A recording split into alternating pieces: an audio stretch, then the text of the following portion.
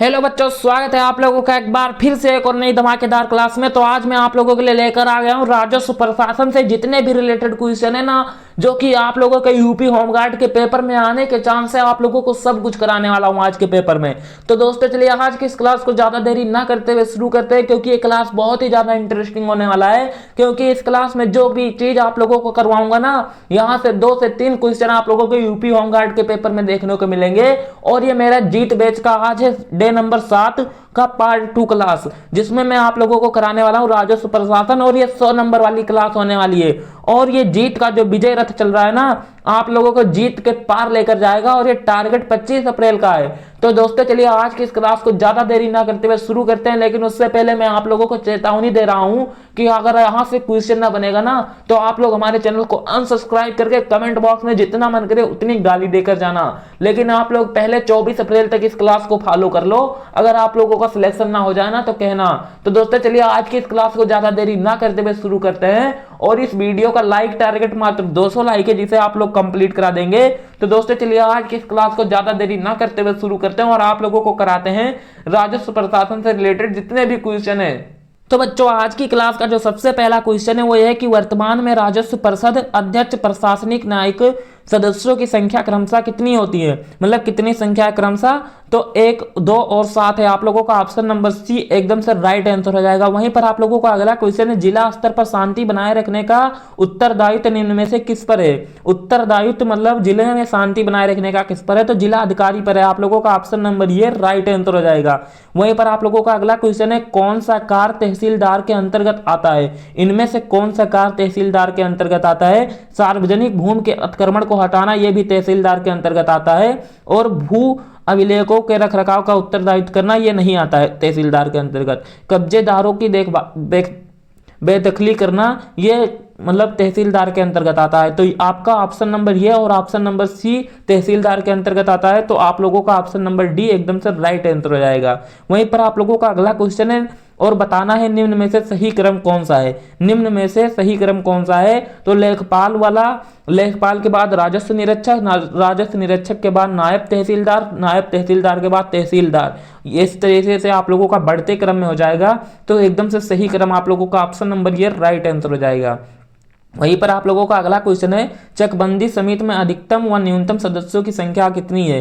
चकबंदी में अधिकतम सदस्य और न्यूनतम सदस्यों की संख्या कुल मिलाकर कितनी है, तो अधिकतम 11 सदस्य हैं और न्यूनतम 5 सदस्य हैं। आप लोगों का ऑप्शन नंबर ये राइट आंसर हो जाएगा। वहीं पर आप लोगों का अगला क्वेश्चन है चकबंदी कितने प्रकार की होती है। जो चकबंदी है वो कितने प्रकार की होती है, तो 2 प्रकार की होती है। और आप लोगों का अगला क्वेश्चन है आंशिक अनिवार्य चकबंदी सर्वप्रथम कब हुई थी। आंशिक अनिवार्य चकबंदी सर्वप्रथम हुई थी, कब हुई थी, तो कहां हुई थी, तो मध्य प्रदेश में हुई थी। आप लोगों का ऑप्शन नंबर डी एकदम से राइट आंसर हो जाएगा। वहीं पर आप लोगों का अगला क्वेश्चन है उत्तर प्रदेश में चकबंदी योजना कब लागू किया गया था। उत्तर प्रदेश में चकबंदी योजना कब लागू किया गया था, तो वर्ष 1954 में लागू किया गया था।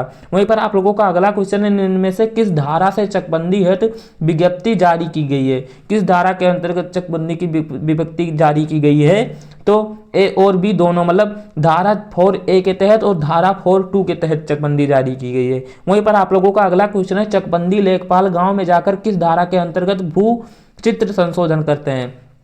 किस धारा के अंतर्गत भूचित्र संशोधन करते हैं, बदलाव करते हैं, मतलब धारा 7 के तहत। वहीं पर आप लोगों का अगला क्वेश्चन है उत्तर प्रदेश में चकबंदी अधिनियम कब लागू हुआ।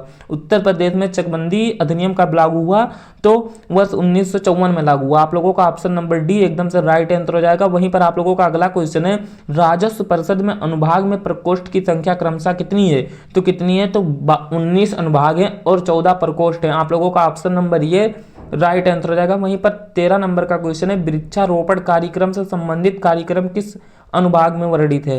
वृक्षारोपण कार्यक्रम से संबंधित कार्यक्रम अनुभाग किस भाग में वर्णित है, तो कौन से भाग में वर्णित है, तो अनुभाग 2 में वर्णित है। आप लोगों का option number B right answer हो जाएगा। वहीं पर अगला क्वेश्चन है वित्त आयोग को सूचना उपलब्ध कराने की संबंधित कार्य किस अनुभाग द्वारा किए जाते हैं। वित्त आयोग को सूचना उपलब्ध कराने संबंधी कार्य किस अनुभाग द्वारा उपलब्ध कराए जाते हैं, तो अनुभाग 5 के द्वारा। आप लोगों का ऑप्शन नंबर ये राइट आंसर हो जाएगा। वहीं पर आप लोगों का अगला क्वेश्चन है इसमें से बताना है कौन सा अनुभाग 11 में वर्णित नहीं है।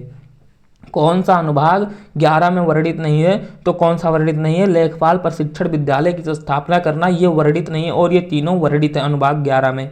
वहीं पर आप लोगों का अगला क्वेश्चन है, ऐच्छिक चकबंदी सर्वप्रथम कहाँ और किस वर्ष हुई थी।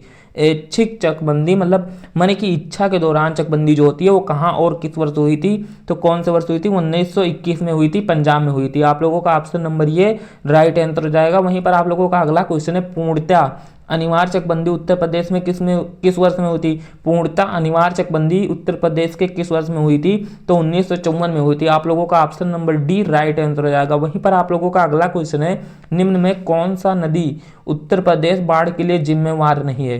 कौन से नदी उत्तर प्रदेश में बाढ़ के लिए जिम्मेवार नहीं है, तो नर्मदा नदी जिम्मेवार नहीं है। आप लोगों का option number D right answer हो जाएगा। वहीं पर आप लोगों का अगला क्वेश्चन है, उत्तर प्रदेश में बाढ़ के लिए कौन सी नदी जिम्मेदार है। उत्तर प्रदेश में बाढ़ के लिए कौन सी नदी जिम्मेदार है, गंगा जिम्मेदार है और गंडक जिम्मेदार है और माही जिम्मेदार नहीं है। तो आप लोगों का option number D correct answer हो जाएगा, ये तथा भी दोनों जिम्मेदार हैं। वहीं पर आप लोगों का अगला क्वेश्चन है, प्रथम वास्तविक गजेटियर नाम क्या था। प्रथम वास्तविक गजेटियर का नाम क्या था, तो क्या नाम था, ईस्ट इंडिया गजेटियर था। आप लोगों का ऑप्शन नंबर ये राइट आंसर हो जाएगा। वहीं पर आप लोगों का अगला क्वेश्चन है, सर्वप्रथम गजेटियर किसने तैयार किया था। सर्वप्रथम गजेटियर किसने तैयार किया था, वाल्टर हैमिल्टन ने तैयार किया था। आप लोगों का ऑप्शन नंबर ये राइट आंसर हो जाएगा। वहीं पर आप लोगों का अगला क्वेश्चन है, गजेटियर का जन्मदाता किसे कहा जाता है।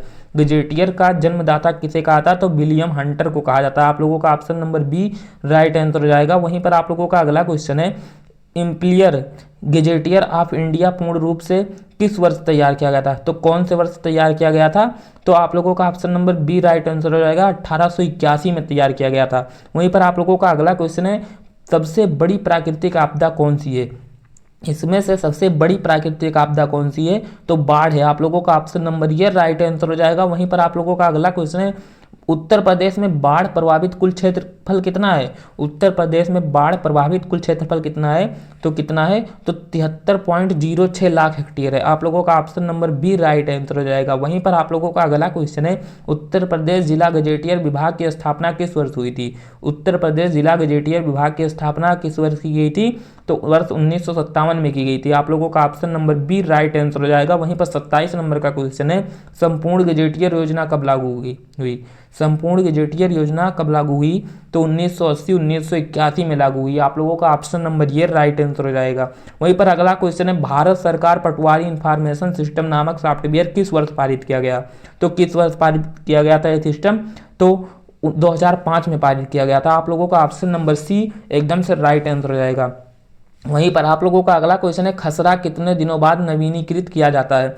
खसरा जो होता है वो कितने दिनों बाद नवीनीकृत किया जाता है, मतलब नया अप्लाई किया जाता है, तो 1 महीने बाद, 1 वर्ष बाद, 1 वर्ष बाद। आप लोगों का ऑप्शन नंबर ये राइट आंसर रहेगा। वहीं पर आप लोगों का अगला क्वेश्चन है, खतौनी कितने वर्षों बाद नवीनीकृत किया जाता है। खतौनी जो होता है वो कितने वर्षों बाद नवीनीकृत किया जाता है, तो 6 वर्ष बाद नवीनीकृत किया जाता है। आप लोगों का option number D right answer रहेगा। वहीं पर आप लोगों का अगला क्वेश्चन है, गाँव रजिस्टर किस धारा के तहत कलेक्टर द्वारा तैयार कराई जाती है। गांव रजिस्टर किस धारा के तहत कलेक्टर द्वारा तैयार कराई जाती है, तो कौन सी धारा है, धारा 21 के तहत। आप लोगों का ऑप्शन नंबर सी एकदम से राइट आंसर हो जाएगा। वहीं पर आप लोगों का अगला क्वेश्चन है, गांव रजिस्टर प्रत्येक कितने वर्ष बाद तैयार की जाती है। गांव रजिस्टर प्रत्येक कितने वर्षों बाद तैयार की जाती है, तो 5 वर्ष में तैयार की जाती है। आप लोगों का ऑप्शन नंबर ये राइट आंसर रहेगा। वहीं पर आप लोगों का अगला क्वेश्चन है, लेखपाल का उल्लेख किस अधिनियम की धारा में वर्णित है। लेखपाल का उल्लेख किस अधिनियम की धारा में वर्णित है, तो कौन से धारा में, तो उत्तर प्रदेश भू राजस्व अधिनियम 1901 की धारा 33 में है। मतलब 33 धारा के अधिनियम में लेखपाल का उल्लेख जारी किया गया है। वहीं पर आप लोगों का अगला क्वेश्चन है, पटवारी शब्द सर्वप्रथम किसने प्रयोग किया था। पटवारी शब्द सर्वप्रथम किसने प्रयोग किया था, तो शेरशाह सूरी ने प्रयोग किया था। आप लोगों का ऑप्शन नंबर ये राइट आंसर हो जाएगा। वहीं पर अगला क्वेश्चन है, कृषि वर्ष कब होता है। जो कृषि वर्ष है वो कब मनाया जाता है, तो कब मनाया जाता है, तो कृषि वर्ष कब मनाया जाता है, तो 1 जुलाई से 30 जून तक मनाया जाता है। आप लोगों का option number C right answer हो जाएगा। वहीं पर अगला क्वेश्चन है, भू कृषि का रिकॉर्ड कौन सा है। भू कृषि का रिकॉर्ड कौन सा है, तो गिरदावरी है। आप लोगों का ऑप्शन नंबर ये राइट आंसर हो जाएगा। वहीं पर आप लोगों का अगला क्वेश्चन है, 1 बिस्सा का 1 बीघा का कितना अनुपात होता है। 1 बिस्सा 1 बीघा का कितना अनुपात होता है, तो 1/20वां अनुपात होता है। आप लोगों का option number D right answer रहेगा। वहीं पर आप लोगों का अगला क्वेश्चन है, 1 एकड़ कितने वर्ग गज के बराबर होता है। 1 एकड़ कितने वर्ग गज के बराबर होता है, तो 4840 वर्ग गज के बराबर होता है। आप लोगों का ऑप्शन नंबर ये राइट आंसर आएगा। वहीं पर आप लोगों का अगला क्वेश्चन है, एक ग्राम में ग्राम के वार्डों से चुने हुए कितने सदस्य होते हैं जिन्हें पंच कहा जाता है? कितने सदस्य होते हैं जिन्हें पंच कहा जाता है? 7 से 17 सदस्य होते हैं। आप लोगों का option number B right answer आएगा। वहीं पर आप लोगों का अगला क्वेश्चन है, खसरा और खैतौनी कौन तैयार करता है? खसरा और खैतौनी कौन तैयार करता है? तो पटवारी तैयार करता है। आप लोगों का option number D right answer हो जाएगा। वहीं पर आप लोगों का अगला क्वेश्चन है, इस प्रदेश में प्रचलित धरातल की माप कौन सा सही नहीं है? तो कौन सा सही नहीं है इस प्रदेश में, मतलब उत्तर प्रदेश में कौन सा सही नहीं है? तो 20 बिसंसी इक्वल टू 10 बिस्सा, ये एकदम से गलत है। आप लोगों का option number B right answer हो जाएगा। वहीं पर आप लोगों का अगला क्वेश्चन है, निम्न में से कौन ग्रामीण क्षेत्र का जमीनी कर्ता धर्ता होता है? निम्न में से कौन ग्रामीण क्षेत्र का जमीनी कर्ता धर्ता होता है? तो लेखपाल होता है। आप लोगों का option number B right answer हो जाएगा। तो दोस्तों ये जो रहे राज्य प्रशासन से जितने भी रिलेटेड थे, राजस्व प्रशासन से जितने भी रिलेटेड क्वेश्चन थे जो बन सकते थे आप लोगों के पेपर में, मैंने सब कुछ करा दिया है। तो दोस्तों आप लोग इतना पढ़ के चले जाना, आप लोगों को इससे बाहर क्वेश्चन नहीं देखने को मिलेगा। तो दोस्तों हम मिलते हैं एक नई शानदार क्लास में। तब तक के लिए आप लोगों के लिए चैनल को सब्सक्राइब कर देना, और अगर पीडीएफ चाहिए तो आप लोगों को हमारे टेलीग्राम पर जाना होगा, जिसका लिंक डिस्क्रिप्शन बॉक्स में मिल जाएगा। आप लोग वहां से ज्वाइन कर लेना। तो हम मिलते हैं एक नई शानदार क्लास के साथ। तब तक के लिए धन्यवाद।